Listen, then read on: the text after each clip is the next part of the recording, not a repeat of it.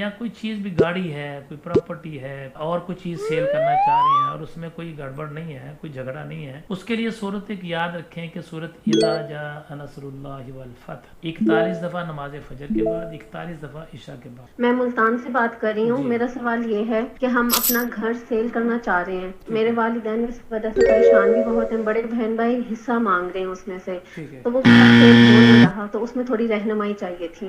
پوری دنیا میں جتنے بھی مسلمان ہیں ان سے میری گزارش ہے کہ جس کی بھی کوئی پراپرٹی ہے اور اس میں کوئی جھگڑا نہیں ہے اور اس کو وہ سیل کرنا چاہ رہے ہیں اور وہ سیل نہیں ہو رہی، دو وجوہات ہوتی ہیں۔ بعض کا تو ایسا ہوتا ہے کوئی شیطانی شر ہوتی ہے اور بعض کا ایسا ہوتا ہے کہ مارکیٹ ویلیو سے زیادہ اس کے پیسے مانگے جا رہے ہوتے ہیں۔ ایک ہے کہ شیطانی شر ہے یا نظر بد ہے، یا بعض کا تو ایسا ہوتا ہے کہ 4 لوگوں کی پراپرٹی ہے، اس میں سے 2 بیچنا ہی نہیں چاہ رہے یا ایک بیچنا ہی نہیں چاہ رہا، تو وہ بھی پرابلم آ جاتی ہے۔ لیکن اس کے لیے وظیفہ دیا جائے گا، اللہ سبب بنا دے گا۔ اب ایک بندہ ہے اگر اس کی ویلیو جتنی ہے اس سے بہت زیادہ پیسے مانگ رہا ہے تو 2-4 کسٹمر آئیں گے، اس کے بعد کوئی آتا ہی نہیں ہوگا۔ ہر بندہ چاہتا ہے کہ میرا سودا اچھے داموں بکے، لینے والا چاہتا ہے مجھے سستا مل جائے، یہ انسانی سوچ ہے، ہر جگہ پر ایسا ہی ہے۔ تو جن لوگوں کی پراپرٹی ہے اور وہ سیل کرنا چاہ رہے ہیں اور سیل نہیں ہو رہی، اس میں کوئی کمپلیکیشن نہیں ہے، اس میں کسی قسم کی کوئی لیٹیگیشن نہیں ہے، اس میں کسی قسم کا کوئی جھگڑے، کوئی کیسز وغیرہ نہیں ہے، وہ بالکل ٹھیک پراپرٹی صاف ہے، تو اس کے لیے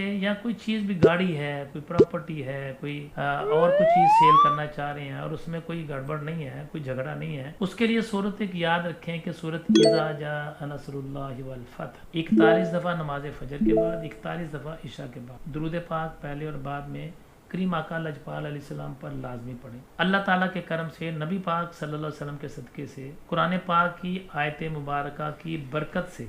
اللہ تعالیٰ آپ کے معاملات میں آسانی پیدا کرے گا۔